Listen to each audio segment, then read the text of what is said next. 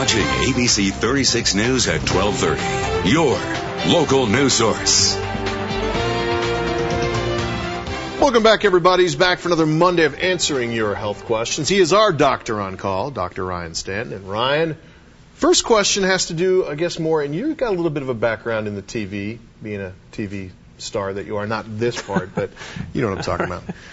This is Stacy who wrote in saying that she watched one of those medical shows, and they were talking about interns, attendings, and fellows, and she wants to know what each of these means, and when do these people actually become a doctor during the whole process of all those things?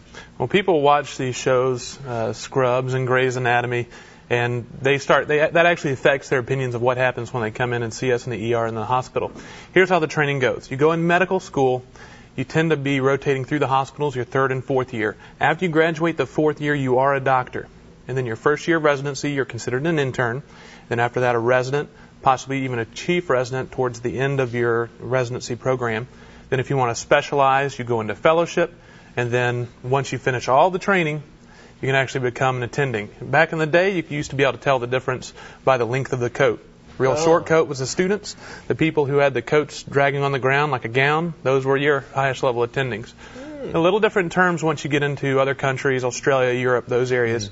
But here in the United States, if you're dealing with somebody that's an intern, resident, fellow, those are all doctors. And if you're in this area, there are residents in all the hospitals in our area.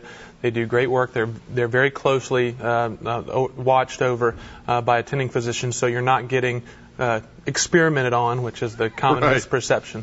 Good deal. So after med school, you're a doctor. You're a doctor. Yep. Just depends on how long along it's in the official. doctor. Yep. All right, Jennifer wrote this question. This is about tanning. And this is the time of year I guess people are going to start thinking about spring break. And in her case, she was on Yahoo, and she saw a story about tanning beds and cancer. And she wants to know if they're really that dangerous, because like a lot of people, she usually goes to a tanning bed a couple of times trying to get that base tan or whatever it is so she doesn't burn when she goes to spring break. What are your thoughts about tanning beds, and how dangerous really are they?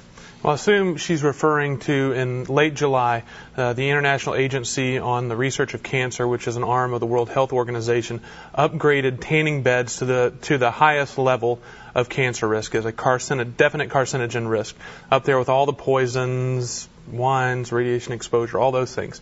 It's well known that the ultraviolet rays associated with the sun are associated with cancer risk. And it used to be thought that the tanning beds weren't so much because they used just the UVA rays, that those were safer. Well, now we're seeing through all the research over the years that this is actually just as much a risk. In fact, using a tanning bed before the age of 30 increases your risk of melanoma by 75%. And melanoma is a serious cancer. In fact, melanoma has become the #1 cancer for kids 20 to 30 in Europe. And so this is becoming a real risk. It may not be just the tanning bed. It's our countries and the Western cultures' love of being in the sun and having that perfect tan. We're just out in the sun more. So you really need to think about that, because this damage is done for life. Once you've cleared up that tan, the rest of your life doesn't mean you're risk-free. That risk carries with you. And so if you're fair-skinned, burn very easily, you really need to avoid these things. Plenty of sunscreen. Try to stay out of the sun. I mean, a lot of the industry will say it's a great source of vitamin D. You can get vitamin D plenty of other places. It's best just to stay out of the tanning beds and be reasonable when it comes to sunlight, because a tan is actually damage to the cells of the skin, and you don't want to do that. Get that orange spray or the Yeah, colors. get the spray. Get the spray. Good deal. Well, thank you, Dr. Stanton. Find your question answered. Just go to our website. It's the Health tab, and you can find it, fill it in, and maybe Dr. Stanton will answer your question in the future. And speaking of the future, what's our future like weather-wise? Pretty good today. Mary has the details next.